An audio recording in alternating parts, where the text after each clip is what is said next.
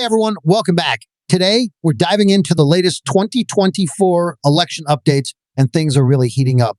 Donald Trump is making major gains in the polls, pulling even in Virginia, dominating key swing states, and even holding a national lead, according to the New York Times. Let's break down how the electoral map is shaping up based on these new developments.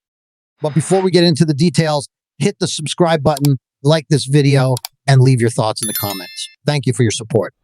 First off, let's lock in the solid states for both candidates. Kamala Harris has secure states like California, Hawaii, Vermont, Massachusetts, Connecticut, Rhode Island, Maryland, Washington, D.C., and Maine's 1st District. On the other hand, Trump is expected to win Utah, Wyoming, Idaho, Montana, North and South Dakota, Nebraska, except for the 2nd District, Kansas, Oklahoma, Missouri, Arkansas, Louisiana, Mississippi, Alabama, Tennessee, Kentucky, West Virginia, Indiana, South Carolina, and Alaska. With these in place, Trump starts with a strong 125 electoral vote.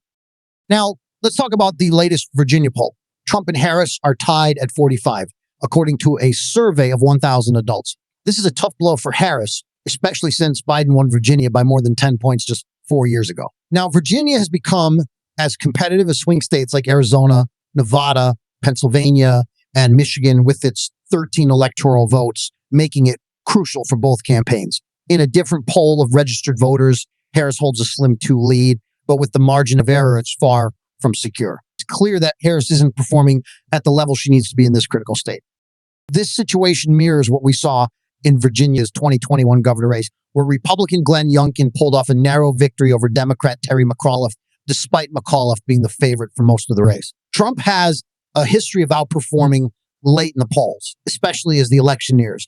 If this pattern holds, Trump could flip Virginia. And if that happens, Harris's path to victory becomes much more difficult. We also have fresh polling from the New York Times showing Trump ahead of Harris in a survey of 2,400 registered voters. This is the latest in a series of polls showing Trump in the lead, which is significant considering the Times' usual left-leaning bias. If Trump manages to win the popular vote or come close, his chances of winning the presidency look very strong. Even if he loses the popular vote by a small margin, say 1 to 3 points, he could still secure the 270 electoral votes he needs. Meanwhile, Harris would need a national lead of 3 to 5 points to feel comfortable. And right now, that seems unlikely. So looking at the likely states, those where the candidates are expected to win by 7 to 15 points, Harris will still take Washington and Oregon, though not by the massive margins Biden had in 2020. Illinois, Colorado, New York, and New Jersey are also likely in her column, but Democratic scandals and declining approval ratings could make these states less of a sure thing. In New York, for example, the unpopularity of Governor Kathy Hochul and Mayor Eric Adams could affect Harris's margin of victory, while New Jersey Senator Bob Menendez is facing bribery charges, adding more uncertainty.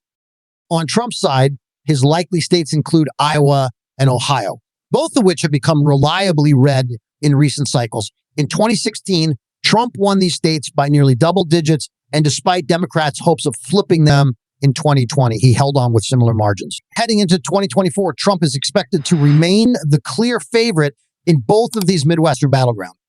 So the 2024 race is shaping up to be a close one, with Trump gaining serious momentum in key states. Keep watching as we continue to track these important updates.